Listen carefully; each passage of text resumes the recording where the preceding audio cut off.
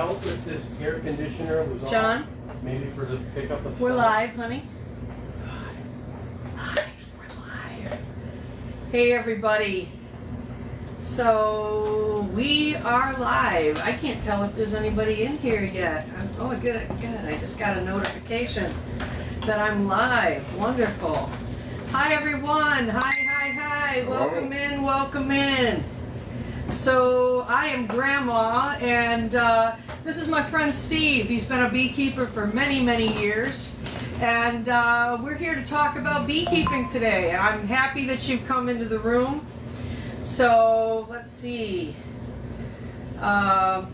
Steve, we can talk about anything you want. How long have you been a beekeeper, Steve? At least 25 years. I would add probably another 4 years of frustration before that. And then pretty steady for about 25 years. So I've had bees that long. I started out, actually, I was interested in bees, and my sister's father-in-law had a beehive. He had to be moved. So I went ahead, he said I can have it, and so I never didn't know anything about bees or how to take care of them.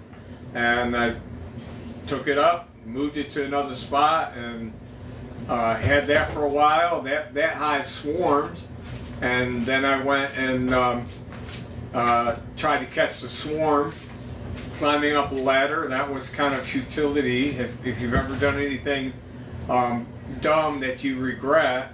I was on a 40-foot extension ladder with a cardboard box because I was told that bees are real gentle when they swarm.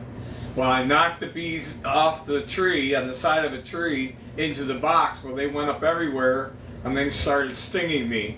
So I went down the ladder like you see in the cartoons. Whoop! But anyway, it was quite an experience. And but I set aside bees for a number of years, and back in 2000 I started up again. So. What kind of things you want to teach us today? All right, let's talk about this box here is something that I created. A lot of people make nuke boxes. Nuke boxes are, of course, a box that usually holds 5 frames. The difference with this one is this one only holds 3 frames in the bottom. Welcome in, everybody. Welcome in. We just got some people showing up. Hi. So we're gonna introduce again. I'm Grandma. Hi, everybody. And this is my friend Steve. He's been a beekeeper for how many years, Steve? 25 plus. All right. He's gonna teach us about beekeeping today. So go ahead. I'm sorry to interrupt you, man. All right. Well, anyway, when I started saying, I was talking about this box. This is a nuke box that I created. A lot of people will make a nuke box, and you can buy them, of course, with 5 frames. Now the difference is when I make this with the wood, it's very simple. I don't do the fancy dovetailed joints or anything. I don't have time to do that. I've got other things I need to do. But anyway, just a square box, and I made it 3 frames wide. So on the top it's 3 medium frames, and the bottom it's 3 deep frames. And I don't understand why when people go to split a hive, they'll take 5 frames from a big box, throw it into a 5-frame nuke. You just depleted all of those bees and supplies from the bottom box of your hive that you want to still live, and you were depleting so many bees out of there. This allows you, with 3 frames here, 3 here, allows you to take 3 from the bottom box, your deep, and 3 medium frames and put it in here with honey and supplies in the top. That means it has 6 frames to start with.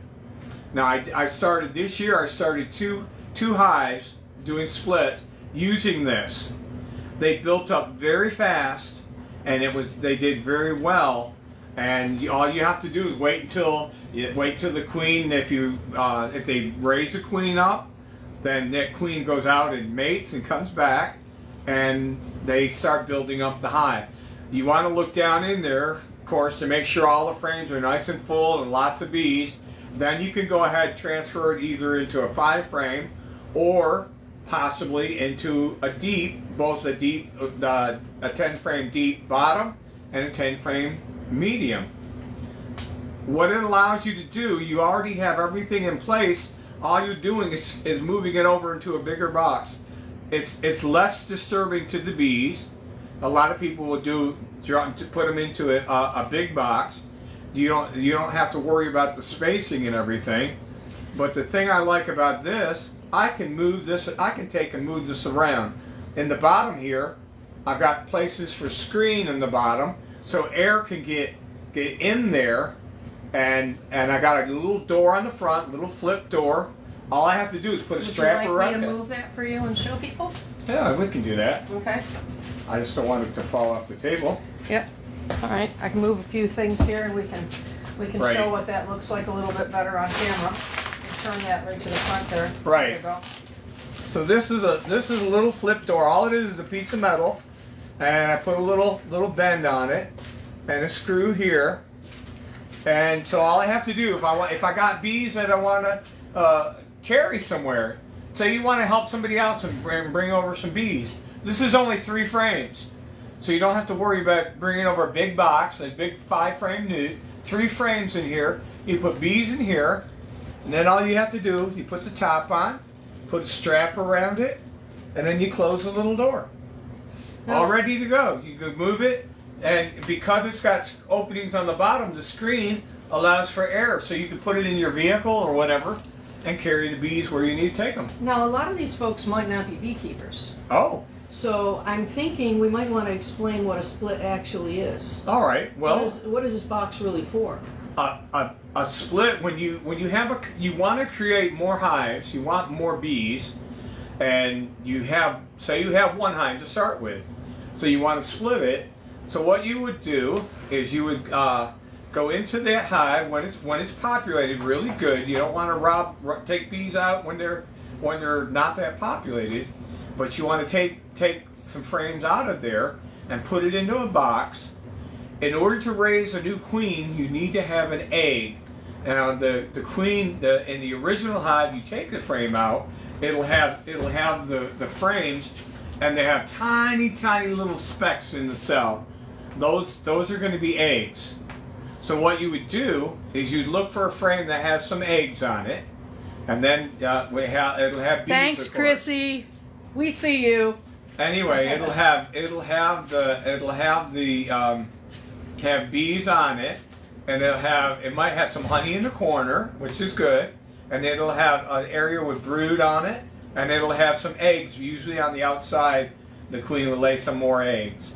But anyway, you just want to make sure there's a few eggs in it. You don't need a whole frame of eggs. So try to pick out the frame that just has a little bit of eggs. The reason being, you only need 1 queen.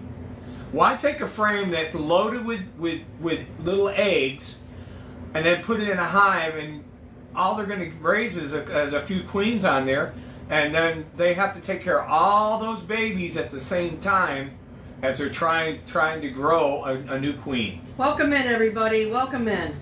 So we're talking about beekeeping here. Yes. This is my good friend Steve. He came all the way from Virginia, right? Richmond, Virginia. Richmond, Virginia, to be with us in New York State today to do this live, and I really appreciate that, Steve.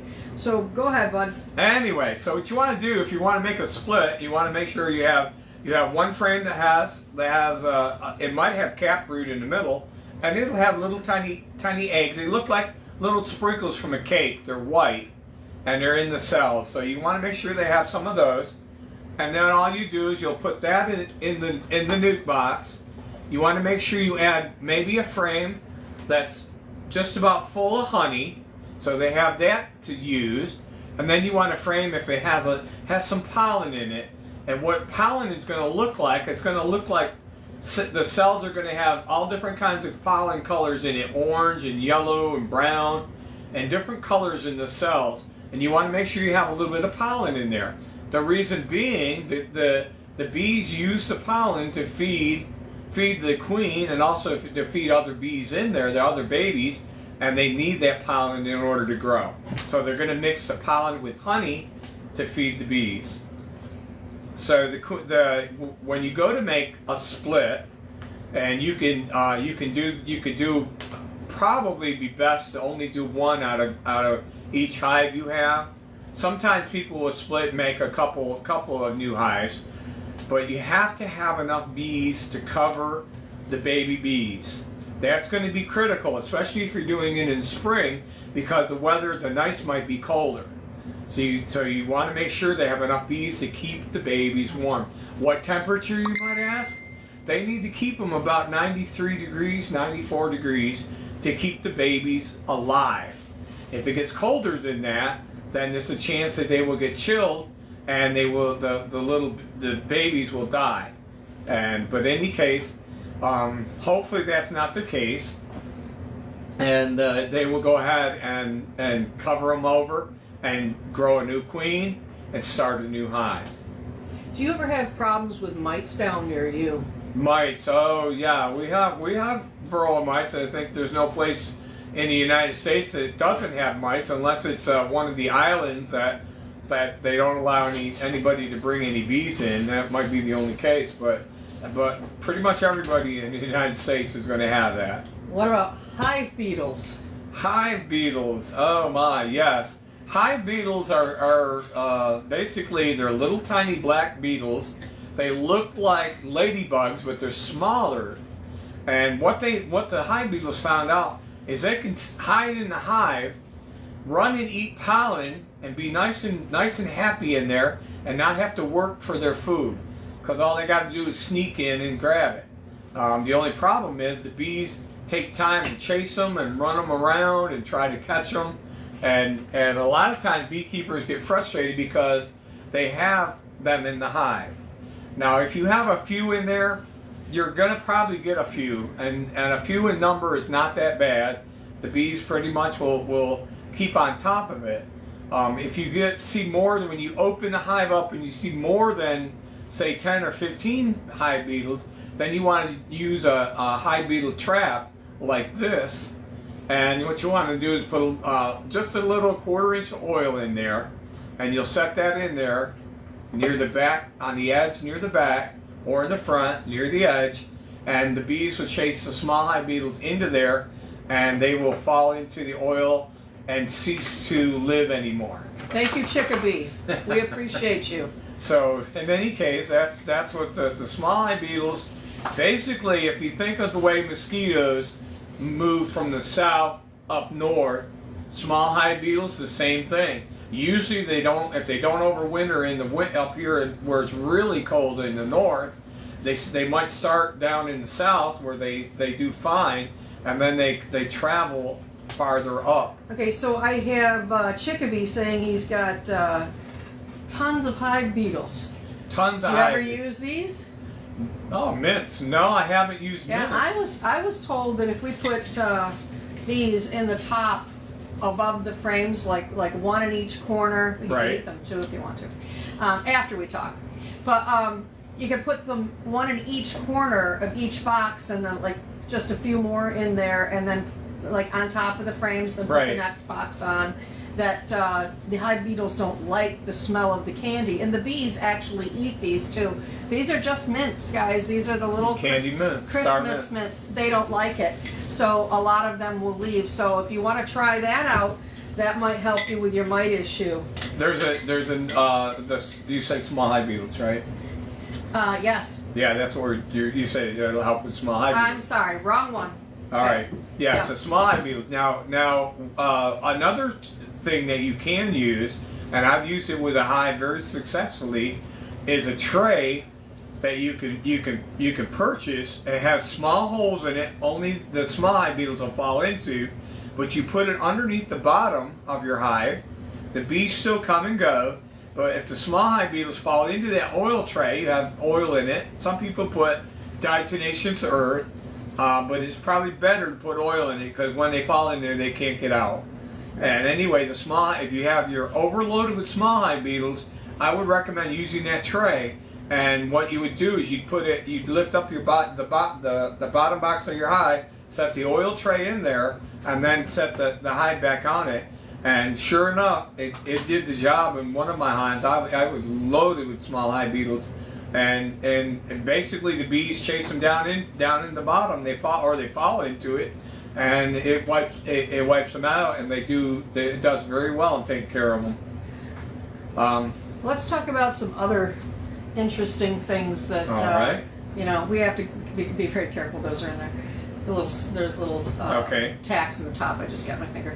But, you know, we're talking about other kind of predators in Right. a way. Let's talk about this. What this is. Do you know what that is? It looks like it's some sort of guard to keep out something you don't want in your hive. Yep, it's a robber entrance, and they have little tacks that come with them, and you just sort of, if you got an 8-frame, you're going to fold these sides in like this. Sorry, my dog is barking. And then just tack this to the front of the hive. Now, you don't want to do this until you really hit a high dearth, because that's when you hit the dearth is when the other bees and wasps and Right. hornets are really going to start attacking your hive. Mhm. And they're going to try to take everything that you have, including possibly doing in all of your bees if it's a possibility for them, and they can actually do in a whole hive. So be really, really careful to guard your bees and protect them toward the dearth. Well, one thing that I do, my beehives have screen bottom boards, and what that means is I can close that entrance down to like an inch wide, and what that means is that there's a heavy population of bees. They're not going to let anything by that little tiny entrance, but you'll see a lot of beekeepers, oh, they're told, oh, just leave the entrance wide open because it's hot out. Well, let me tell you, all it takes is for a couple wasps to sneak by the guard bees and get into a hive, and before you know it, it's Grand Central Station for the wasp and anything else that wants to get in. The biggest thing about that too is you've got to have a strong colony of bees. If your colony does not have a lot of bees that guard the entrance, then you want that entrance as tiny as you can get it. Even if you have to go down to 1/2 of an inch, just wide enough for a bee to get in, they'll be able to guard it, protect it. In fact, we were talking earlier about start doing splits. If you notice on this one, it has a very, very small entrance on it, tiny hole. That's all you need because you don't want a big entrance. And I got a tiny hole on that. Now you might say, well, how do you feed that? Well, this one, on most of my beehives, I've taken the bottom board, notched out a spot in the back for an entrance feeder. And what I did is I only made it wide enough for the feeder. What does that mean? That means you don't have to have bees back here guarding that, because things really can't get in the back like that, like they can if you put the feeder on the front. And beside that, you don't have to have bees worrying about trying to guard the sugar water here in the back when you're feeding them.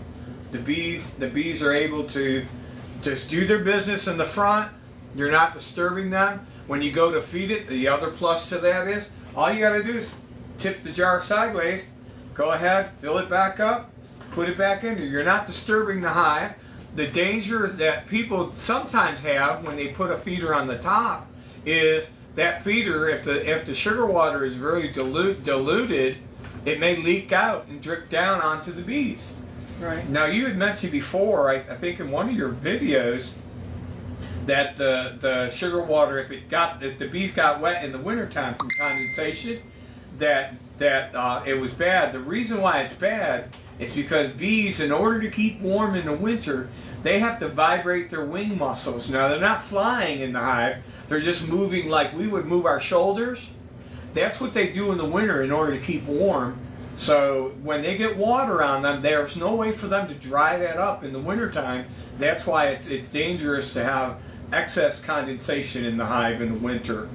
And you always want to make sure you tilt your hive just a little bit so that if there is condensation in that, it'll run out in the front and it won't drip down on the bees. That's good advice, thank you. So somebody asked about bee suits. Bee suits are something that you really need to have a suit or some pieces that you can put together. Some people will go and buy a full bee suit, and if you're able to do that, that's fine. But the thing that every beekeeper really needs to have is a veil. And you can get by, if you don't have a full suit like this, you can get by with just a veil, wear a long sleeve shirt, and then use some rubber bands around your long sleeve shirt, and you can wear garden gloves or whatever. If you're concerned about the bees getting around that glove, just take some masking tape or something and wrap it around that, and that way they can't get in there. You know what this is reminding me of? What? The very first time that I came to your place, I was terrified. Oh my gosh, do you remember? I was like, I gotta have my boots on and I gotta have everything stuffed. You were worried about every little bee trying to get you. My goodness. I was pretty terrified. You made me very comfortable. I want to thank you for that. Yeah. Well, a lot of people, you think about it, a lot of people are just, they have this thing about the bees stinging them. And I tell, when I do a class and teach new beekeepers, I say, look, if you're afraid to get stung, beekeeping's not for you. Because you can walk by in your yard and the hive will be 25 feet away and you'll get one bee that'll sting you. And you'll not know where it came from, and you can't help it. I think the biggest thing with bees is people don't understand that there's a difference between honeybees and wasps, hornets, mud wasps, those things. Right. The honeybees aren't really out to get you. No, honeybees, you can have a hive set up, and I tell this to people because they wonder about the bees. I said, you can have a beehive standing here, and the bees coming and going, you can stand next to it all day long, and they'll ignore you. Unless you stand in front of that, or you start moving your hand or whatever in front of where the bees are. Because what they're thinking is, wait, something's going on. Is that a predator? Is that an animal that's going to attack us? So then the guard bees that are at the entrance, they alert other bees by a thing called a pheromone, alert pheromone, and it stirs up more bees to come out and defend the hive. I heard the other day that that pheromone actually smells like bananas, so they kind of like say, don't eat bananas before you go out and take care of your bees. Yes, yeah. They say that. Now on the flip side of that, did you ever try it? I haven't tried it, but here's one thing that is out there in beekeeping world that people had talked about a couple years ago, and that is taking ripe bananas, taking the peels and putting them under the lid on the top, and the bees actually eat the banana peels for food. Okay. So it's like a supplemental food that they'll actually eat it. All right. So, but that's something that's been out there. I tried it. I had a couple of hives that ate some of the banana peels, and others ignored it. And so it's a kind of a toss-up. If they're really hungry, I suppose they would eat it.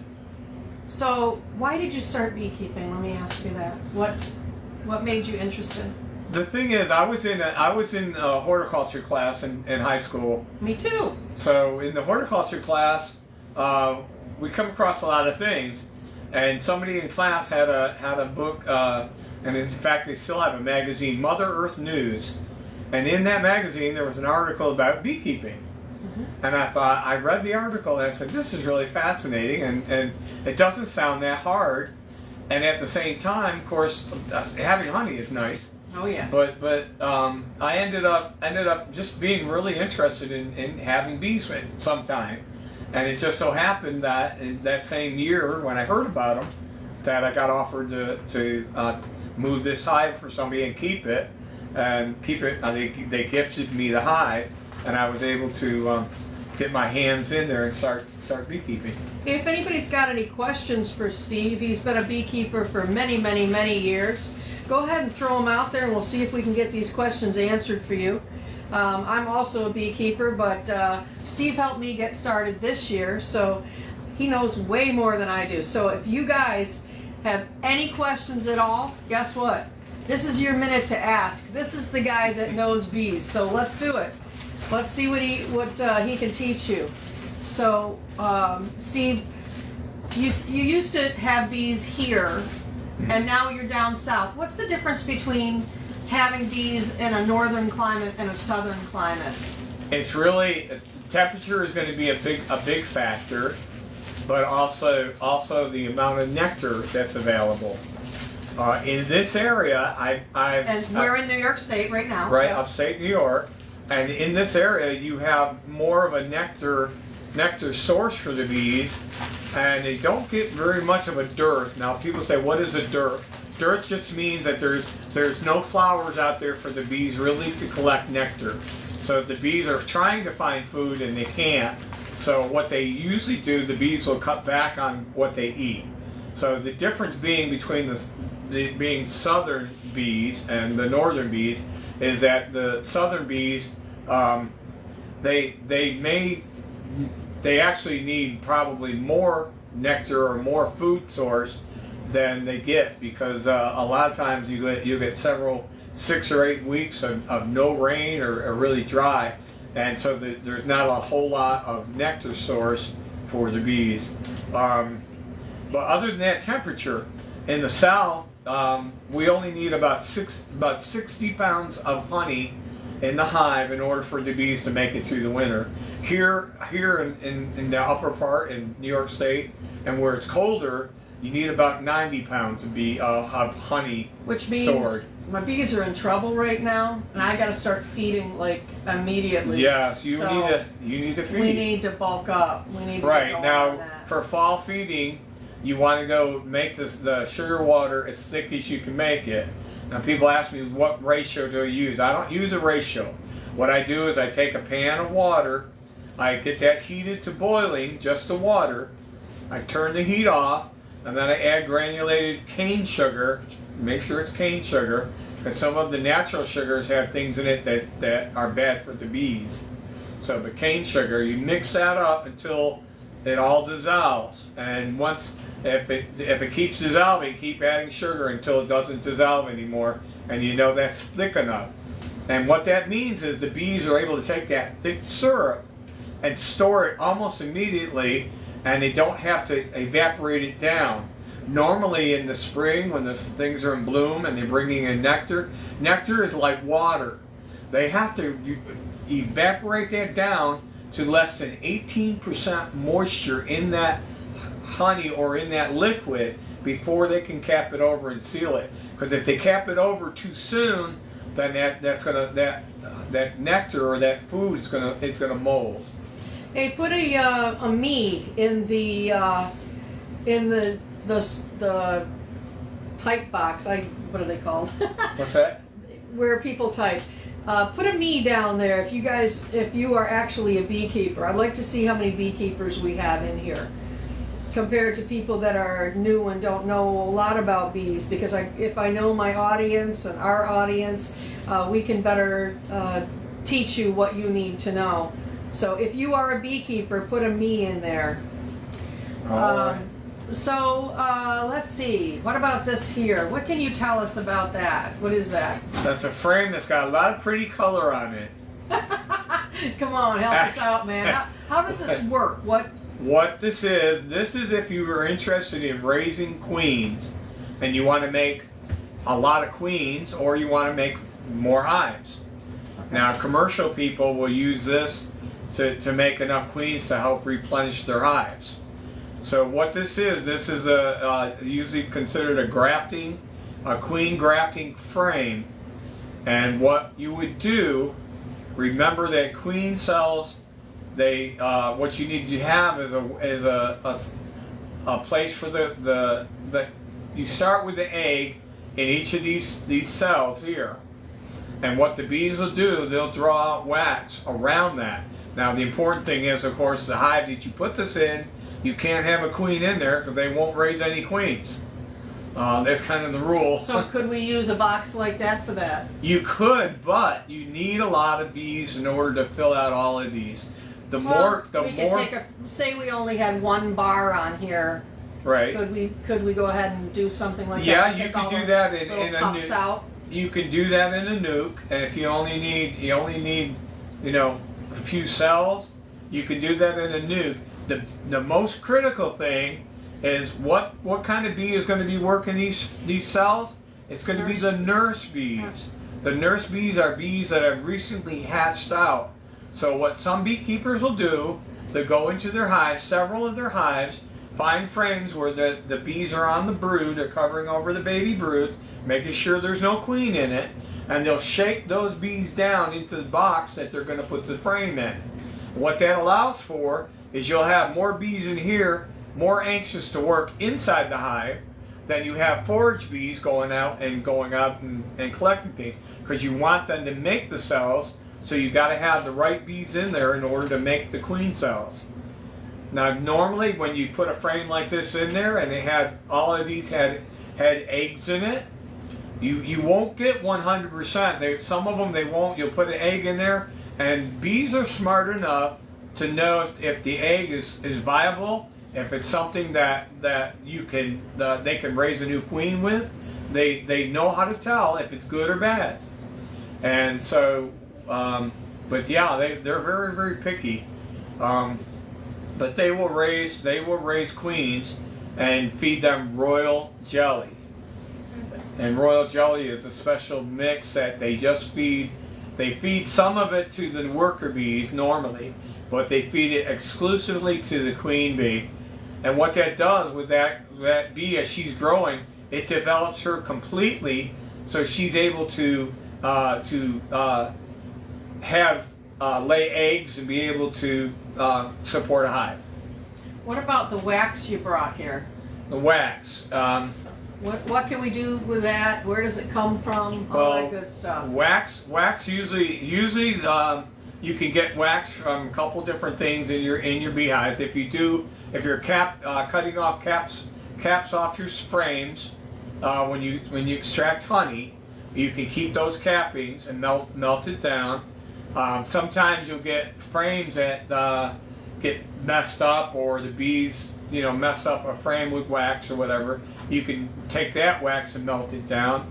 I just happen to have some frames that a hive that died. It didn't make it, but I wanted to do something with the wax. I didn't want the wax to get ruined, so I went ahead and cut out the wax and I melted it down. The way that I do it is I use a water bath. I put water in the bottom of the pan and then the wax pieces on top and melt it down. You don't want it on high temperature, because what happens when the water starts to boil, it'll pop up through that wax and you can get burned and you'll have wax splatter all over. So about what temperature? If you're just doing like that, a really medium to low temperature on your burner, whatever Okay. your burner is. But That's good, 'cause that's what I would have done. yeah, no, I've had that happen where it splatters without realizing it. The water starts boiling and it splatters through the wax, because the wax is going to float on top, almost like oil floats on water. The wax, when it's melted, is going to be on top. But all you would have to do is heat that up, and what happens with the wax? It solidifies, and on the bottom you'll have all kinds of little crud or a little bit of debris or whatever, and all you have to do is scrape that off. Just take your hive tool or whatever, just scrape the crud that's on the bottom of it off, and then you'll have wax underneath there that you can use. Now I don't just do melt it down once. I might melt it 3 or 4 times, because every time I heat that up and melt that wax, more impurities come out, and it gets cleaner and cleaner. So I've had a lot of people have questions about this guy. What's the best thing to do with that? What should we burn in it? Some different options. How to keep it lit for a long period of time. You know what I heard? Master beekeepers, I heard, have to keep this lit. I'm not positive, but this is what I heard. For at least 30 minutes, it has to puff smoke. I would say more than that, because the more beehives you have, the longer you have to have it burning. Now, in my case, a lot of times what I will do, I'm only going to be in one hive, and I'm not going to be in there There's that long. There's stuff in there, be careful. I'm not going to be in that hive that long, so what I'll put in there is I'll just put in some paper, some cardboard, and usually just get it lit and to get into the hive, and then if I need to light it up again and then to close it up, that's fine. But if you're going to be working on more than one hive and you want to have it burning longer, you need some sort of fuel. Some people use pine needles, dry pine needles. Well, these things you can buy on Amma. Right. and those are little pellets, and basically they're compressed with some kind of material in it. Wood pulp or something? Yeah, it could maybe? be I don't wood know. pulp or whatever, but whatever it is, it's very light, and it will burn very easily. Like this little. Right, they're like little canisters, but they're paper or some kind of organic material. You can also use burlap. Burlap's awesome. Burlap's natural. Now, one thing to keep in mind that if you're burning anything in your smoker, you don't want anything with a lot of ink on it, anything with color. You don't want any kind of plastics in there because that stuff is toxic to the bees. So you don't want to be puffing chemicals just like you wouldn't want to breathe it. You don't want the bees to take in that smoke. And sometimes people ask, how much smoke do you use? Yeah. When you're going into the hive, the first thing you want to do is you want to pop the top just a little bit, puff smoke there, puff smoke at the entrance of the hive, set the lid back down, and wait. Actually count out for a minute, and let that smoke get through the hive. And sometimes I might have to do it a couple times, and just to get the bees so they go down and eat honey. When they eat the honey, they calm down, and the reason why they calm down is because their stomachs are full. Just like on Thanksgiving, when you eat a lot, you're calmed down. You're gonna sit back in a chair and want to go to sleep. I think a lot of people watch football though. Yeah, a lot of people watch football. Bees don't watch football, but Bees yeah, don't okay. watch. We don't know they watch football, but in any case, the thing is, it calms the bees down, and their stomachs are full. They can't bend their abdomen to sting somebody. So that's the other reason why you smoke is they fill their stomachs, and the bees that normally would try to sting, they can't because their stomachs are too full. They can't bend their stomach. Oh, that's to interesting. sting. That I did not realize. Yeah, because in order to sting, if you ever had one sting you, they bend their stinger down because they're gonna get you with that. Right, stinger. yeah, I've seen them on my face mask. They literally bend in half. They bend trying to sting you. So they can't bend in half if they're full of If honey. they're full of honey, they Well, we're can't. using more smoke. Yes, and you can't. That's they don't. a good they tidbit, don't- guys. yeah, Who they likes don't- that? Put they- an I do in there. But That's yes, smart, yes. yeah. Didn't realize that. Yeah, well, And it that's also interrupts the pheromones so they can't smell or right. communicate, It covers over the pheromones. Yeah. And smoke is also good. So, say you had a hive that you want to. Hey, WPP, thanks for coming in. He's my buddy. Let me introduce you. This is my friend Steve. He is from Richmond, Virginia. He has come all the way to New York State to do this for us, and he's just basically talking about beekeeping. And I know you're a beekeeper, so welcome. So, go When I ahead. started to say when you have a hive that say you use this little box, 3-frame box, to carry bees from one place to another, it's because you need bees in another hive. And you'll hear people all the time talk about, oh, you have to do the newspaper to combine bees. If you only got a couple frames of bees, you don't have to do that. No. All you have to do is take your smoker, and what you do is you go into the hive that you're going to add these to and smoke it really, really good. Give it a minute, smoke them again, so there's enough smoke around there that they can't smell any other pheromone. And then what you do is you take the frame that you're going to add to it, smoke that frame just a little bit. You don't want to go real heavy, but the bees you're going to add, you just put that down in there. And people say, does that work? Do they fight? I've only seen 1 or 2 dead bees in front of the hive when I've combined hundreds of bees into a hive. They don't fight. Yeah, it's interesting. I actually was just pulling frames and sticking them in other things, and I had no problems at all either. The thing to remember, if you're putting bees into the hive where the other bees are, they're all busy working and everything. If you try to dump bees in front of the hive and they try to go in, the guard bees are going to be alerted and they're not going to allow them to come in. So that's the difference. If you do it the right way, you can add bees to other hives. WPP says, howdy buddy, thanks, awesome. Thank you, brother. He's appreciating your teaching us. You want to talk a little bit about pollen patties? Ah, yes, pollen patties. The pollen patty. Here, let me move this. Now here in this area and throughout a lot of eastern United States, goldenrod is in bloom. And if you look at your bees coming in, they're going to have all little yellow packets on them.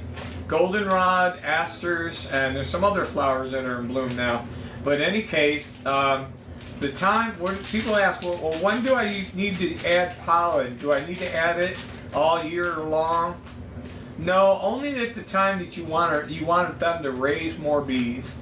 So in the springtime, the early spring, before there's a lot of things in bloom, you might want to add some pollen then. But you need to check and see what your hive has for stores. Some hives will have 4, 5, 6, whatever frames full with pollen in them. Well, they may not need it.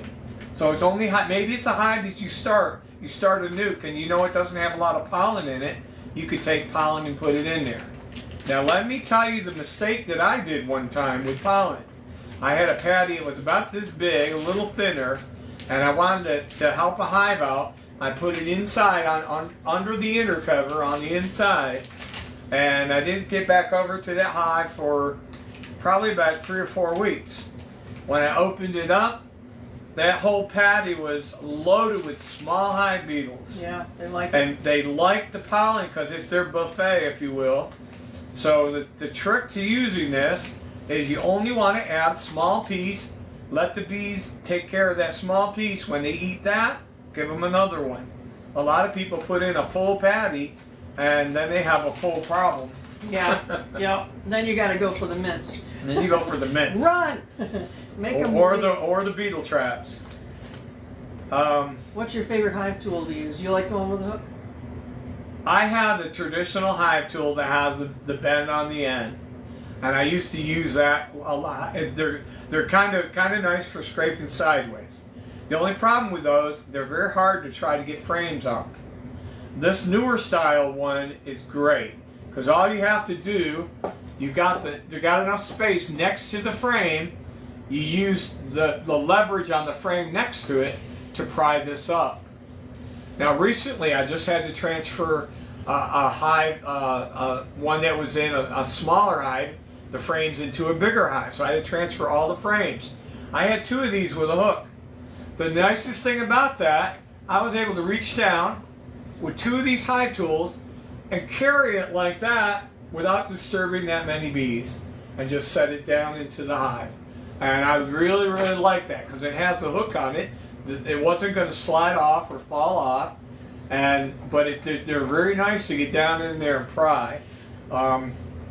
This that's here to scrape it is good also, and on the side because sometimes you'll need to scrape into a corner or whatever, and this works better than the one that's curved down and you scrape it like that. So I like this one now better than the traditional one, but sometimes I use the traditional one too. So if you were learning to beekeep right this minute, I know we might have some newbies on here, what is the biggest thing that would have helped you in the beginning if you knew? Can you think of something? Oh, the biggest thing is, for me, I didn't know what happened one day when it was hot and a bunch of bees were on the front of the hive all balled up and I thought they were going to swarm. So I took my garden hose and sprayed them down. Uh-oh. Yeah, big uh-oh. What they were doing, it was too hot in the hive and they were all on the front just cooling off. So nothing wrong with the hive, it wasn't swarming. But the biggest thing that I learned that lesson that day is don't spray your bees down and don't freak out if you think they're going to swarm. Have you ever had any experience with tanging?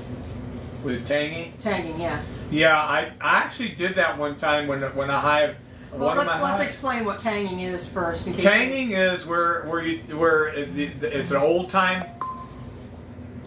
It's tradition, almost folklore, where they say you can catch a swarm of bees if it's flying in the air by taking a metal pan and something and banging against the metal can or pan, and that will get the bees to settle down.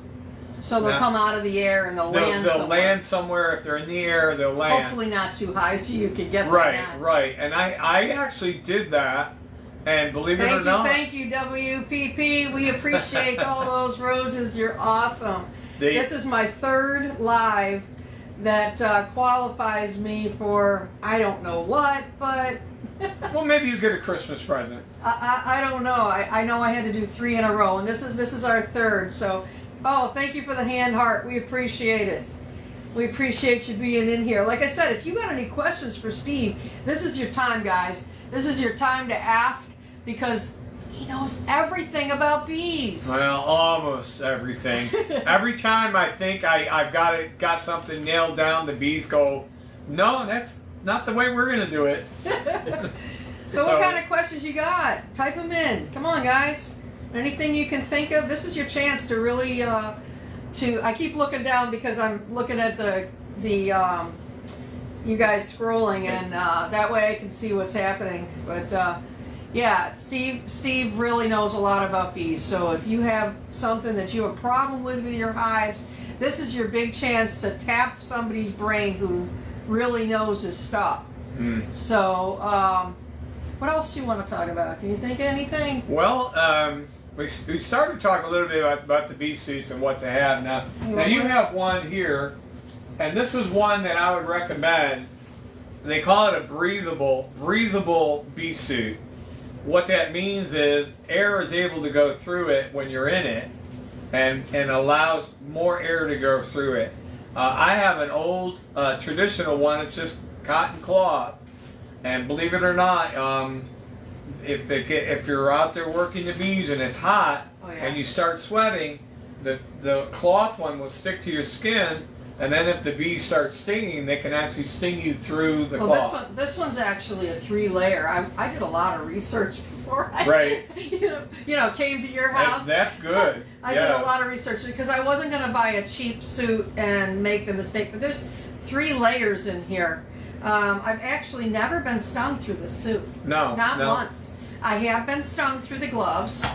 And these I think are they lambskin, it looks like? They're a thin skin. They're a real thin glove. But, I mean, it was a little bit of surprise. So if you watch my one where I'm treating the hives with oxalic acid, you'll see me drop the thing and go, ow. So go watch that video. It's all kind of exciting. Now let me say this. I'll tell my story about how I learned how to go without gloves. And the way that happened is I had beehives at a friend's property, and it was a couple miles from my house, and I was over there and I realized I forgot my gloves, and I wore the veil, and I didn't have the gloves with me, and I heard that old time beekeepers go into hives without gloves. Yeah. So what I said, well, if I'm ever going to do it, it's going to be right now. So the trick, the thing about going gloveless, a lot of people are squeamish about it. Let me say this: if you want to start out not wearing thick gloves. Now I've seen Miss Kim over here, Grandma, trying to pick up frames, and the gloves are big. They're really hard to work with. But what I would say, if you want to start go a little bit differently, get 2 or 3 layers of neoprene gloves that go on you pretty good, like nurses' gloves. Yeah. Not the big rubber kitchen sink gloves; those are too thick. But get some neoprene gloves that go on you pretty good. Put 2 or 3 layers of them on there. If the bees happen to try to sting, the stinger probably won't go through all of it. You might feel the tip of the stinger, but it's not going to stay in you. But in any case, start out with gloves, neoprene gloves, and then what happened with me, I didn't have the gloves when I went into this hive, and I said, well, I just got to be really careful not to hurt any bees or squish any bees with my fingers. Mm-hmm. So I started lifting up the frames, and they had bees on it. The biggest thing, when you go into a hive and they got bees all over the frame, gently smoke the top of that. The bees usually will go away from wherever you're smoking. So you smoke the ends of it, so that way you can reach down and pick it up. You're not squishing any bees. And the trick that I learned, these 3 fingers here are not going to do anything. So keep them together. The reason being, if you get a bee, and it happened to me, they'll climb up between your fingers and you'll put them together and they'll sting between your fingers. Now that will hurt. That hurts a little bit. Now, but let me say this, that when I did that, I was very careful. You go very slow. You don't want to tilt it going in because you're going to squish bees. You just go down very, very, very slowly. The slower you go down, you won't see the bees pile up on top of the top, and they'll stay right on the frame or right where you put it down. Now remember, you want to make sure that the frame that you start with, the end frame, doesn't have necessarily a lot of bees on it, because that's the last one you want to put in. So you you go ahead and put that frame in there one at a time, and just very gently put it in there. So when you do that, you don't have to worry about the bees stinging you, and you're very, very calm. Remember that when a bee gets squished, pinched or squished, they give off that alert pheromone because they don't want to die, basically. And when a bee gets squished or whatever, a lot of times they'll automatically try to sting because they're not sure what is pushing them. They don't know if it's an animal or what, and their instinct is to go ahead and sting. Mm-hmm.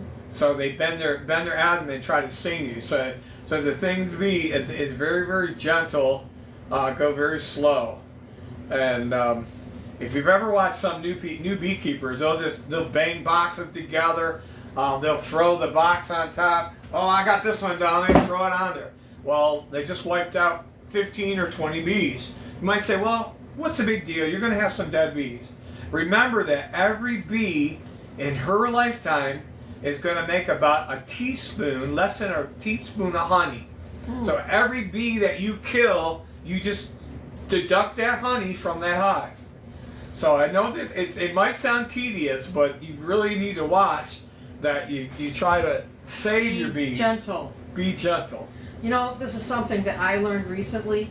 We had to go put a queen in, and I was like, it's the first queen we ever bought, and I'm like, it cost me $40, and I was like, oh my goodness, we gotta hurry, it's hot out here, we gotta get it in there quick. I threw my suit on, right? Right.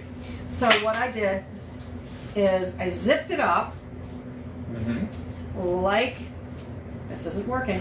So I zipped it up like this, and there is this little flap, that's, you know, the flap that always likes to get in my hair. And I didn't pull it down far enough. I just sort of like that, so that this part right here ended up too close to my chin.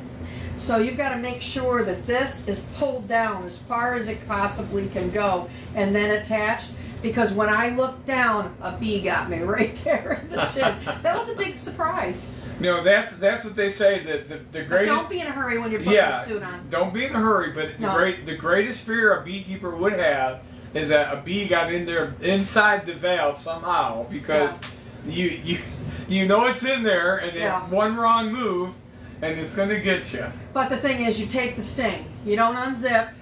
Yeah. Because if you got a sting, you got a bee in there, most likely he's going to sting you, or she is going to sting you. Then you open that thing up, and there's going to be 30 more inside there. Right. So you take the sting and you walk away. Yeah. So and then you take care of things. Absolutely. But, yeah, and that's another thing. If you're handling frames, and if they do go gloveless, and you get a sting, you don't want to drop that frame. Oh yeah. I dropped a frame one time. It was loaded with bees, and I didn't have gloves on. I dropped the frame, and immediately I started getting some bees going. They're panicking because they don't know if a bear is in the hive trying to destroy the hive, but they go after whatever they can to start stinging. I learned a real valuable lesson. Like I said, I got stung through one of these. Right. And the next day, they kept going after that hand.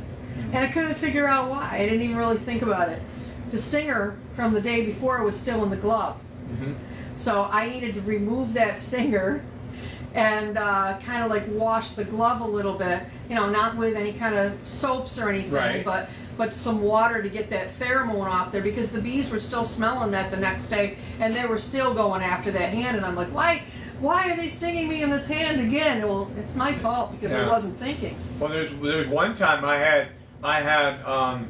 had a bee suit on, but I got a bee sting down near my ankle, because my ankle was bare, or was open, and a bee stung me there. Thank you so much. I see you. Before you know it, where one bee stings, that pheromone is there, and what that tells the other bees that are out there, sting here, this is the spot. It's like putting a big bullseye, like, okay everybody, this is where we go and sting. Mm-hmm. So, and the critical thing, you mentioned about your bee suit, some people don't ever wash their bee suit. And what happens if you ever are working bees and they start stinging into the suit, they're putting all that alert pheromone in your bee suit. People that have been beekeepers for a while have gone and go to put on their suit, and all of a sudden they have an anaphylactic shock response because of the pheromones that are in the suit itself. There's no bees in there, but that pheromone, that venom, and that stuff is enough to start a reaction. Oh, see, I didn't know that either. Yeah, because there's a lot of people that have been beekeeping for a while. All of a sudden, will have that anaphylactic shock where their throat swells up and they have to get Benadryl right away or get to the ER. We haven't washed any of our suits, so how would you recommend washing these suits? You wash them just with a really, really mild liquid soap. You could use, if you use something like a lemon scented dish soap. Lemon, of course, the bees like the smell of lemon, but you don't have to use necessarily a lot. But again, what you're doing is you're getting the odor of that, the smell of that out. Some people you could actually take your suit, probably put it in the dryer with a couple of dryer sheets and do the same thing. So you're covering over that pheromone. But sometimes stuff gets really stained up. It gets really nasty with stuff. And if that's the case, you have to use a stronger cleaner to clean that. So about how often, if you're going in your bees at least once a week, how often would you go ahead and... I would say probably about once every, probably after you visit your bees about 5 times when you have suit on. Now again, remember it's how many bees are attacking the suit. If they're just buzzing around you and they're not hitting the suit, they're not attacking the suit or trying to get to you, then it won't have anything necessarily on it. So it's just when you have cases where you might get a lot of bees that are really, some people call them hot bees or nasty bees, where they're really agitated. At those times is the time to consider maybe washing it. And again, you don't have to use a lot of detergent or whatever, just a little bit to get it cleaned out. So WPP says, good to know. Thanks, Steve. I'm really enjoying this. So we don't want to take too much of your time. You go as long as you want to, and then you call it quits because I'm not going to make you continue. Right. So when you're done, you just tell us, and we'll quit. Okay. All right. Good enough. Go ahead and tell us anything you want to tell us. If anybody's got any questions for Steve, I'm telling you guys, this is your minute to ask a pro. So don't miss out on this. All right. That's right. Call now. 1-800-GOT-BEES. And you might even get a free spatula out of the deal. Yeah, no. But not just one, 2 spatulas. You get a bonus. So yeah, what kind of questions you got? Can you think of anything, any problems you've had with your bees or anything like that? If not, we'll just continue talking because we're going to talk. All right.